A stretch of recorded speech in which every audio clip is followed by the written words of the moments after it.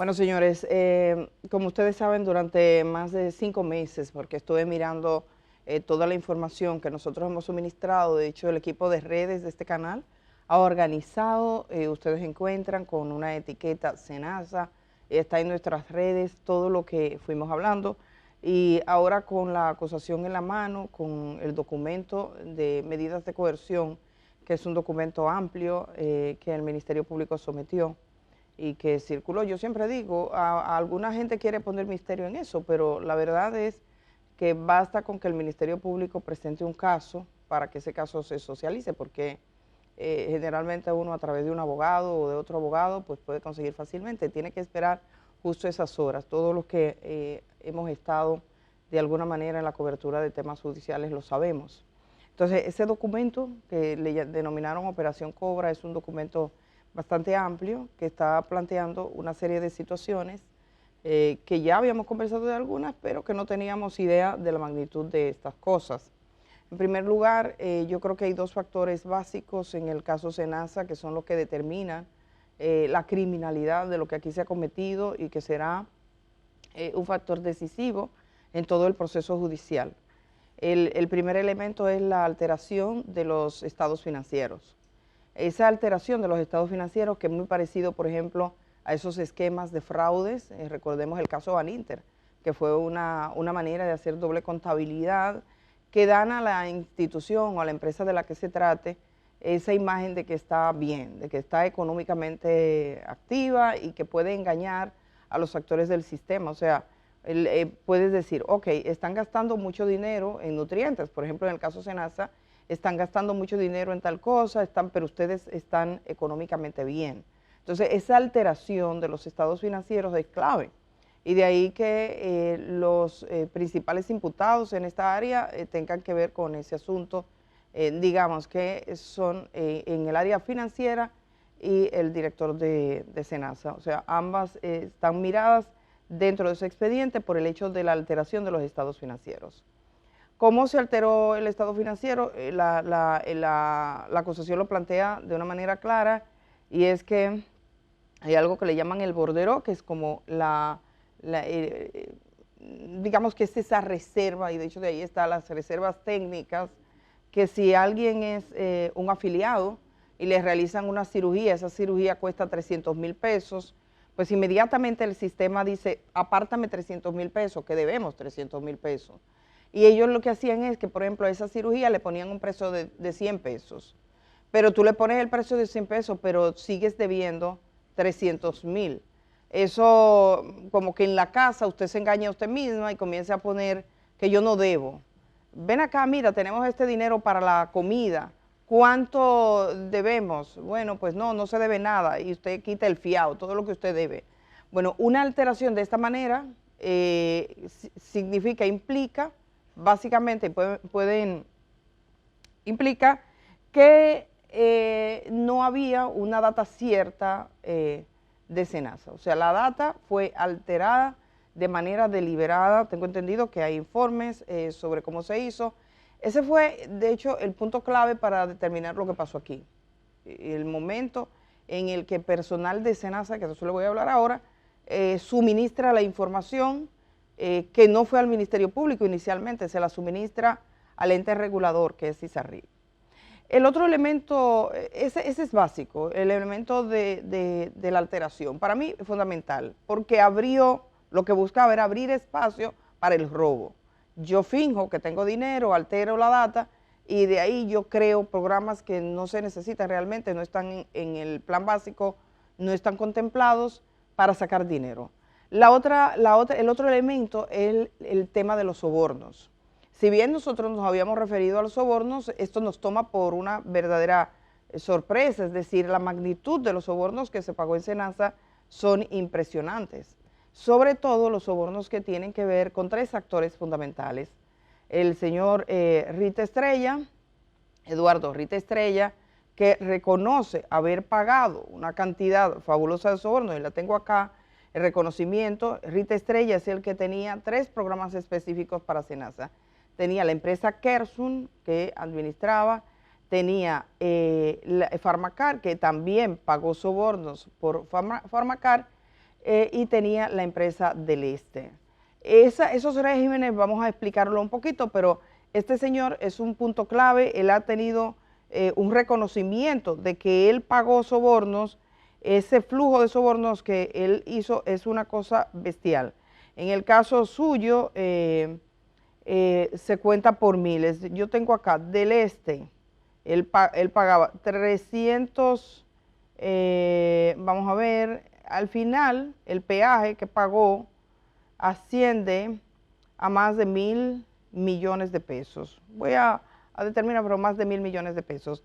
Este señor destinaba ese dinero directamente, según lo que él ha explicado, directamente al señor Santiago Jacín. Él empieza con la empresa Kersun, y cuando tiene la empresa Kersun, que había sido favorecida con un contrato desde el inicio, un contrato que se pagaba por régimen capitalizado, es decir, por afiliados, y nosotros pudimos demostrar aquí que los puntos médicos, la atención primaria esa no funcionaba, lo pagaban 130 por afiliados, y él tenía 500.000 de afiliados. Y esos primeros pagos le salieron, pero de repente lo contacta un hombre que es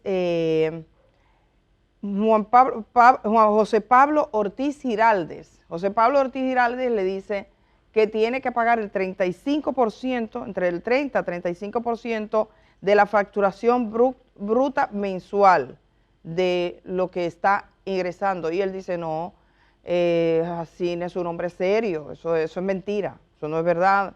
Entonces Senasa deja de pagarle, le pone trabas, que hay un problema, y él trata de comunicarse con Jacín. Finalmente se encuentra con Jacín y Jacín le dice, entiéndete con el gordo, resuelve con el gordo. Dentro de toda esa acusación, digamos que además del testimonio de los sobornos que dan los prestadores, pero que lo hacían a través de otra persona, por eso el abogado de Jacín dice, él no aparece recibiendo dinero, ¿no? Porque no se lo daban a él directamente, sino a un intermediario, pero usted tiene el testimonio del intermediario, y usted dice, bueno, pues el intermediario quizás está mintiendo, pero usted tiene el testimonio del señor Rit Estrella, donde él confiesa claramente y dice, yo le pagué porque él me dijo, entiéndete con el gordo. Entonces fue una orden de Jacín directamente ya a un proveedor mayor. Esta parte de los sobornos ha sido una sorpresa porque incluso este señor, Rita Estrella, digamos, que usted se pregunta cuál era la necesidad que tenía un empresario que viene de una empresa familiar de tradición. Si yo calculo bien, creo que él debe ser como la 4ª generación, porque esta empresa familiar del grupo RIT comienza allá por en la década del 20, con una pequeña clínica dental, y fueron creciendo, después un servicio dental más amplio que Salud Bucal.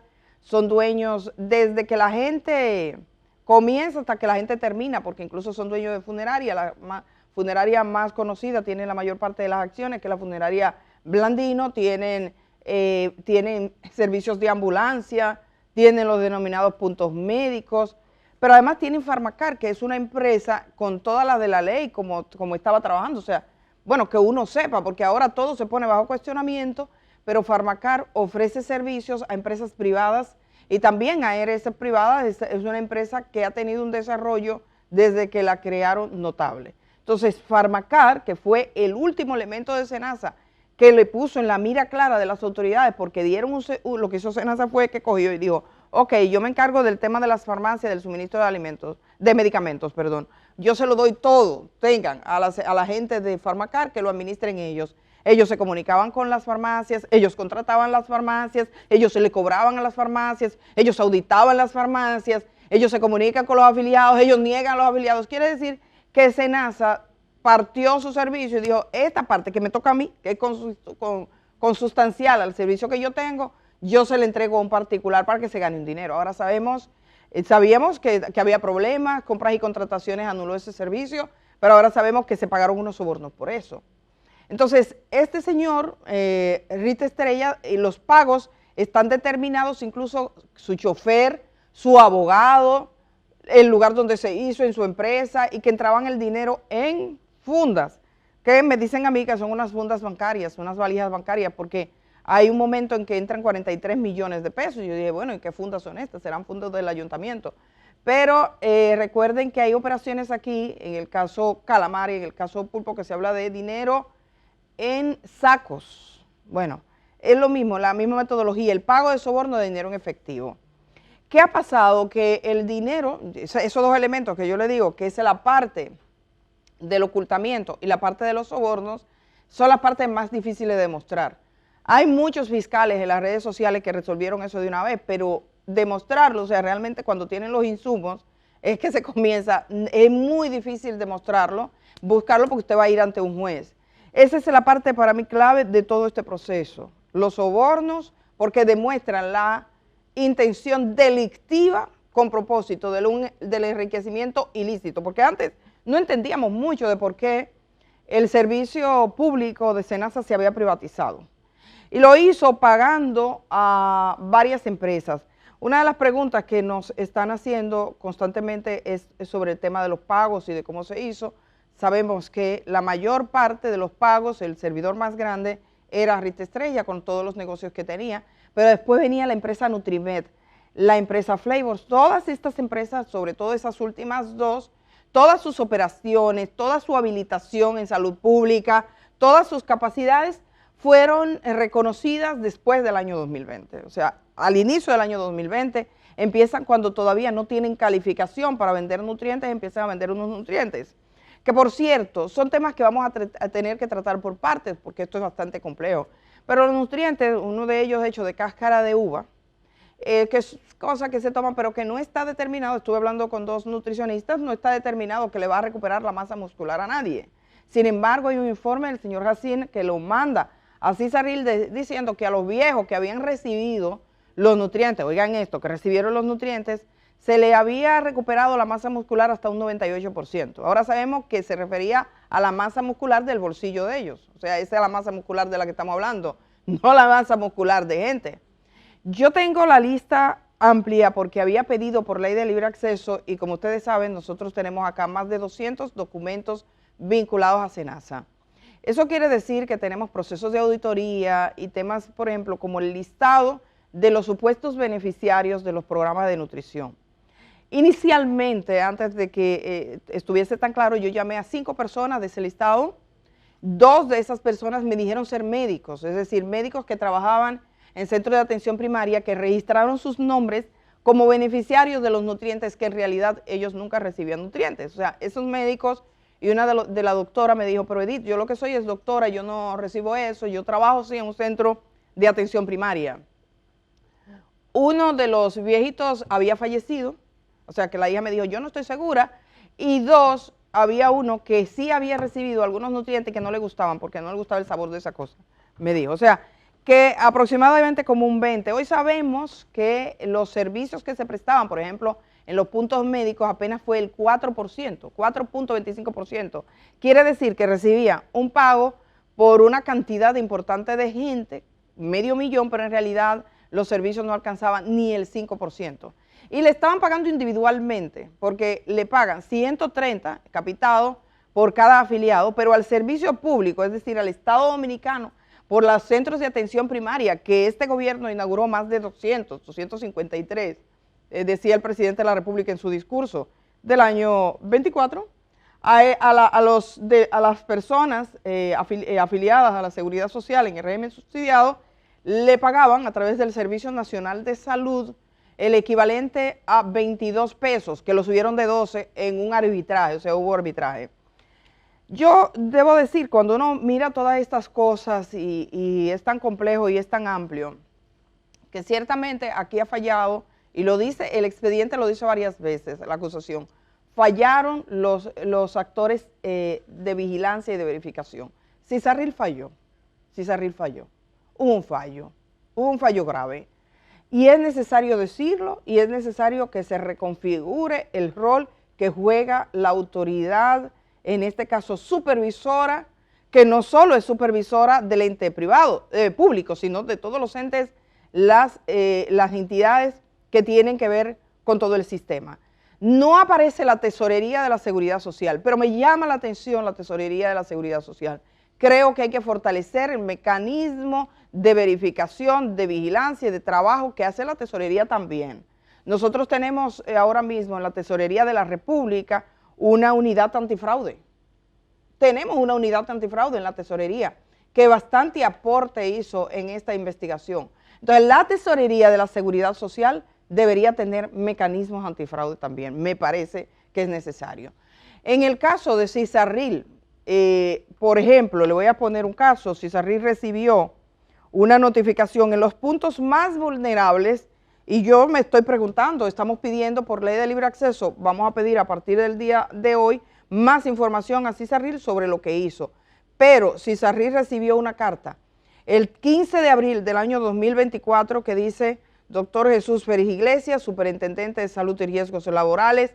Esta carta es de la Sociedad Dominicana de Cirugía Cardiovascular, donde le dice: respuesta a una consulta sobre el uso de múltiples stents en procedimientos de angioplastía coronarias. Y dice, aquí hace un resumen de todos estos casos, pero básicamente, y voy con cómo lo va presentando, dice que en un caso de un ciudadano al que le pusieron 4 stents, él no los requería, conforme a la data que le suministró Cisarril. Y lo está explicando por qué se coloca un stent, cuáles son las referencias que tiene, todos los resultados. Entonces quiere decir que Cisarril ya tenía preocupación porque lo había preguntado y le están diciendo que no había gente que le estaban poniendo stent que no lo necesitaba. Hay 2 comunicaciones, hemos accedido a las 2 comunicaciones. Yo voy a dejar porque tenemos al especialista hoy que nos va a ayudar a comprender un poco lo que pasó, pero realmente Cisarril ahí falló. Hay que decir que no existe una tradición en la seguridad social de República Dominicana de someter a la gente que hace fraude. En el caso de los médicos, por ejemplo, si un médico hace fraude a una ARS, lo que proceden es a inhabilitarlo, inhabilitan a ese médico, pero deberían enterarse todas las demás ARS que ese médico es un tramposo. Me perdonen los médicos que yo conozco y los médicos con los que me he relacionado, desde los que atendieron a mi hijo que se hizo grande, hasta mi padre que murió. Y yo misma, son médicos que yo respeto y que han sido parte fundamental en mi vida. O sea, no tengo nada contra los médicos. El año pasado fueron médicos los que salvaron mi vida. Ahora bien, aquí hay unas prácticas que han sido de una profunda impunidad en el sector salud que deben ser revisadas. Dentro de los casos más graves será ese SENASA 2.0. Nosotros tenemos conocimiento, se nos han acercado personas que tienen dudas con respecto a lo que le han colocado en el corazón. Hay mucha gente que tiene dudas, hay gente que realmente está sometiéndose ahora a nuevos análisis. Esto yo sé que lleva cierto desconcierto aparte de la población dominicana y por eso hoy vamos a tener. Y va a ser una de las partes más difíciles de este proceso, lo hemos dicho, poder determinar incluso las implicaciones de este caso a nivel individual, porque ahora todo el mundo va a hacer una revisión de su expediente y va a comenzar a pensar qué me hicieron, cómo lo hicieron, si era correcto o no, la duda. Y luego poder determinar si realmente como consecuencia de alguna autorización de SENASA o falta de autorización se complicó la salud de una persona o esa persona falleció por la inasistencia o la falta de cobertura injustificada de SENASA. Cada caso que una persona decida que se revise, pues es un proceso de investigación individual e independiente, y de ahí la complejidad de este caso. Y en otro orden, lo que tú mencionabas con relación a los médicos, quizás esto es lo que duele más del caso SENASA. Como seres humanos, uno entiende primero que los médicos forman parte de su familia. Se hace difícil entender que haya personas vinculadas al sector salud capaces de hacer lo que dice nada más la medida de coerción de la primera fase de este proceso, que está vinculada directamente con la aseguradora. Cuando tú te pones a pensar de que probablemente en una segunda fase resulten implicadas y sometidas a la justicia personas que directamente trabajan con la gente, médicos, laboratorios. Hablábamos de ese, ¿cómo se llama? El juramento, el hipocrático. ¿Cómo que se llama eso, doctor? Hipocrático. De los médicos, que los periodistas tenemos nuestras propias normas también, en las que pensamos en términos éticos a la hora de ejercer esta función. Imagínate los médicos que trabajan con la vida de las personas y su proceso de preparación es tan largo con tanto esfuerzo, años de educación, precisamente porque en la vida de nosotros está en manos de ellos. Y tú poder pensar que gente que ha pasado todo ese trabajo para obtener un título tenga la capacidad de involucrarse en estafas como la que se está mencionando, duele todavía mucho más. Hay varios aspectos, pero por un lado están los fraudes médicos con diagnósticos falseados, intervención de la gente que no lo requería. También están las falsedades de centros clínicas privadas. Yo tengo constancia al menos de una clínica que hacía lo siguiente. Cuando llegaba un paciente, se comunicaba directamente ellos se comunicaban internamente, no el diagnóstico o los temores que había con ese paciente. Generalmente tenemos a un masculino de 42 años con dolor de pecho, ese tipo de cosas que los médicos hacen, no. Comunicaban que tenían un prospecto que tiene 1.2 millones disponibles en Senasa. Lo que hacían era que verificaban las cuentas económicas de ese paciente, de ese afiliado. En Senasa para eso tenían que contar, y de hecho ya sabemos que contaron que tenían disponible cuánto era el dinero, por lo tanto le apostaban al dinero de la tarjeta. ¿Cuánto tenía disponible? Yo quiero, sí, porque el diagnóstico y los gastos que iban a hacer era conforme al dinero, era como sacarte sacarte el hígado, ¿no? Dice, ok, usted tiene 1 millón, vamos a trabajar para machucarle ese millón. Aunque no había una idea determinada de que esto estuviese ocurriendo exactamente así, yo recuerdo que visité un hospital público aquí en Santo Domingo hace ya, yo diría que más de un año, porque habían traído a un ciudadano del Ceibo que yo conocía y fui a verlo. Y hablando con un médico que salió, dice, para saludar, me dijo, mire Edith, estamos teniendo un problema. Aquí nos mandan pacientes desde las clínicas privadas cuando le han vaciado la tarjeta de Senasa, o sea, cuando ya no le queda un peso. Entonces explotan la tarjeta. Y ahora que ha pasado esto, me recordaba de eso. Creo también incluso que esto toca, y espero se investigue, hasta personal de emergencia, que se acordaban para ir a determinados centros para llevar esos pacientes, favoreciendo a centros determinados. Hay otra parte de la que no se ha hablado, yo creo que la he mencionado muy ligeramente, que es que Senasa, pese a que ellos sabían que se estaban sacando el dinero y que todo era una falsa y que ahí tenían problemas económicos graves, cuando Senasa ya tenía una manifiesta incapacidad de corresponder a los compromisos con la gente que le debía, decidieron prestar dinero a algunos centros privados. Senasa sacó dinero del pueblo dominicano y cogió y se lo prestó a centros bajo la modalidad de que se lo pagara en servicio chin a chin. O sea que hasta para eso también le daba el dinero. Yo estaba hablando sobre los montos de los millones en sobornos recibidos, son 2.881 millones, se lo atribuyen directamente al director de Senasa, el señor Jacín, Santiago Jacín, que es un médico ortopeda que tiene una larga trayectoria de trabajo y que no era pobre. Yo he visto a mucha gente diciendo, ay, que los relojes, el Ministerio Público en el documento que presenta solo habla de un reloj Rolex de procedencia ilícita, pero los otros relojes ya él parecía tenerlo de antes, era un hombre, y me han hablado algunos pacientes suyos, muy calificado en el tema del trabajo que desempeñaba.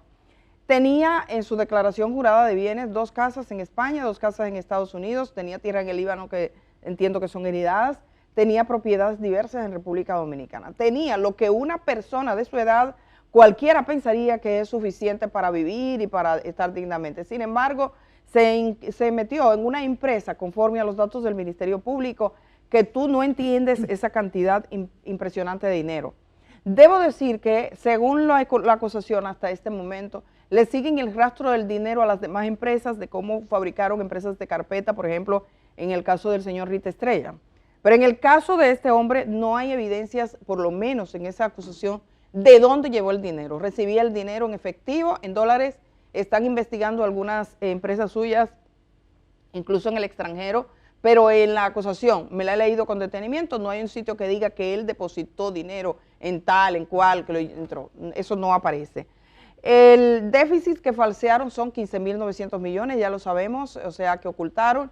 No tenemos el informe de los estados financieros de Senasa correspondiente a este año entero. Estamos terminando diciembre y acaban de publicar hace poco el estado financiero solo hasta diciembre del año pasado. Y luego tenemos que de este dinero que se pagó, que usted tiene que pagar, las empresas del grupo RIT pagaron 1.621 millones. el señor Rita Estrella, que tiene empresas que forman parte de consorcios empresariales nacionales e internacionales, que se reunía con la gente más prestante de la sociedad, este señor, desde una empresa privada, estaba pagando sobornos a diestra y siniestra. Tanto ha sido la cara dura de esta gente que presentaron una acusación contra la Dirección de Compras y Contrataciones que había ordenado la suspensión del contrato de Pharmacar, y una vez estallado el escándalo retiraron su procedimiento ante el Tribunal Superior Administrativo. Uno vuelve y se pregunta en estos casos, y para eso vamos a hablar en estos días con gente que entienda de la vida y de los seres humanos, cuál es el hambre, cuál es la sed y cuál es la necesidad de tú enriquecerte, no ya con dinero de hacer una carretera, de hacer un parque o de hacer lo que fuera, sino con dinero del pueblo dominicano en la parte más esencial, los más pobres de este país, los que el Estado Dominicano paga poco más de 300 pesos para que tengan un seguro, que es el régimen subsidiado. Eso es algo imperdonable, impresentable, es una cosa que ofende y lesiona profundamente a la sociedad dominicana. O sea, ahí sí llegó a lo peor. Claro, quizás nosotros no reaccionamos cuando vimos que aquí cogían un saco de arroz, le sacaban 20 libras y lo vendían como que tenían 100, cuando en realidad tenían 80 para alimentar a los presos, porque nosotros no estábamos presos. Nosotros no estábamos presos. Entonces, eso nos pareció como que bien, ¿no? Se habló, pero no nos indignó tanto. Es que esto ha sido poco a poco, como tampoco en este país se ha reaccionado con el hecho de que aquí los médicos hacen a las mujeres, le hacen cesáreas que no necesitan por un tema económico. Entonces, nunca hemos regulado el tema de las cesáreas y ahora resulta que nos llegaron al corazón y pronto nos llegarán a los ojos. Nutrimed, esa empresa, 1.165 millones en sobornos que fueron ofertados por una persona que tú no entiendes la calificación para tener tanto dinero y que la presentó un hombre ya conocido por el sistema, el señor Johnny Morales, que aparecía implicado en el caso del Plan Renove. Yo cubrí Plan Renove y él estuvo ahí. Entonces este hombre le presentó y por eso recibió 95 millones de pesos conforme a la presentación de los datos que está haciendo el Ministerio Público. Reaparece otro hombre, el Ortiz Giraldes. José Pablo Ortiz Giraldes es un hombre que ya aparecía, no con el nombre completo, aparece como José Pablo Ortiz, como mediador de sobornos en el caso Calamar.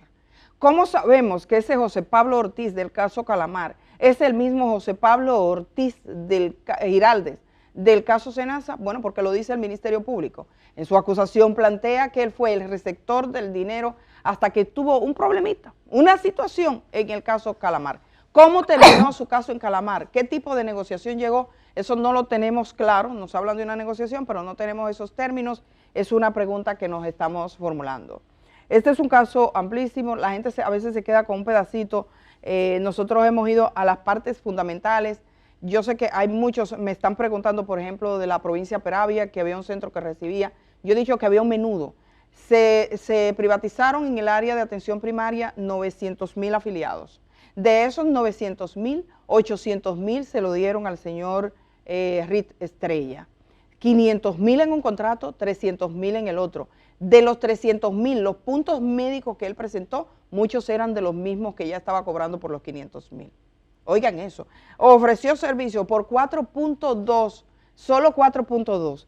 He visto a este señor por ciento de los afiliados de lo que él, si yo te pago para que tú hagas 100 desayunos, tú haces 5. Vamos a redondearlo en 5 y no abajo. De los 100, yo te pago 100 desayunos y presentas 5. Digo, tú no, otra gente, porque no me gusta coger de ejemplo a nadie para las cosas malas.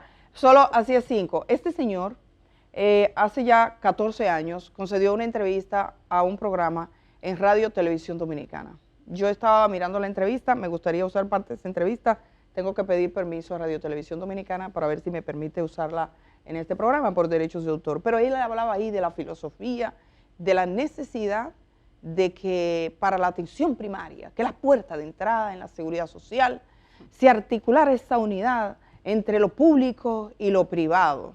Sí, porque ustedes saben, ahí los privados hacen su majarete, entre lo público y lo privado, toda una filosofía de vida que ha terminado de una manera tan vergonzosa. Esto lesiona, lastima y erosiona mucho. Y yo debo decir que en el área de la salud pública de este país, estamos mirando Senasa, pero no son los únicos negocios que hay que lesionan profundamente la salud. Esto es una alerta para todo el sistema de salud, la manera en la que se compra, la manera en la que se procede. Yo creo que este gobierno ha tenido la idea y como que lo demuestra en hechos en diferentes áreas de que el sector privado opera mejor. No había una apuesta a lo público. Señores, si aquí hubiese una apuesta a la salud pública, SENASA no hubiese sido posible. No hay forma de entender que la tortilla se viró y que nosotros pagábamos 80% al sector público, 20% al privado, y que ahora terminamos con 85% al privado y el chin que queda a lo público, y que fuera necesario incluso un arbitraje, y que las alertas del Estado Dominicano no saltaran. Tenía que saltar cuando los hospitales se le menguaban los recursos. Razón por la que uno se pregunta dónde estaba el Servicio Nacional de Salud cuando esto ocurrió. Ellos pelearon, ellos fueron un arbitraje. Por cierto, que tú preguntas dónde estaba Salud Pública. Tengo las actas de COSENASA, que es la entidad que regula. Ahí pertenece hasta Impuestos Internos, Ministerio de Hacienda, Colegio Médico Dominicano, una organización no gubernamental de pequeños empresarios, hasta el Ministerio de la Vivienda pertenece a esa cosa de COSENASA. Así mismo. Esa gente se reunieron varias veces, esas son unas reuniones que tienen 2 páginas, 3, pobres y míseras, donde a Santiago Jacín le decían Chago. Y en todas las reuniones él terminaba diciendo, señores, tenemos una cosa maravillosa en SENASA. Y entonces que iba a dar curso y cursillo y cosas para enseñarle a los otros miembros de las entidades que estaban ahí. Eso lo vamos a tratar. Como órgano supervisor. No, como órgano superior no serví, eso no sirve, eso hay que rehacerlo de nuevo entero, eso no sirve para nada. Lo mismo pasa con las decisiones que se tomaron en Cisarril, aunque debo decir que Cisarril fue el que terminó descubriendo bajo el mandato de Ciara Hatton cuando allanaron literalmente SENASA, que esa historia la contamos aquí, la hemos confirmado mejor, es tal como dijimos. Entraron al sistema informático y eso permitió descubrir lo que pasaba. Porque en las redes sociales las cosas se descubren más rápido de solo mirar, pero en la vida real, para usted llevarlo ante un juez, tiene que documentarlo. Entonces, para que lo sepamos, hay que trabajar un poquito más. Vamos a ir, después vamos a seguir hablando de esto. Esto es un tema que se presta para mucho, tiene demasiados elementos y tiene esa parte dolorosa que viene. Aquí lo vamos a seguir tratando, pero hoy de alguna manera nos vamos con una parte que duele profundamente. Y yo debo decir que nuestro invitado es un hombre que ha hablado ya desde antes de todo el tema de los procedimientos clínicos que se hacen de los pacientes, algunos de ellos innecesarios. Así es, estará con nosotros el doctor Carlos García Lisgou, Bebeto. Cardiólogo intervencionista, fue presidente de la Sociedad Dominicana de Cardiología, un destacado médico reconocido, médico dominicano, y con él vamos a hablar de este tema cuando regresemos.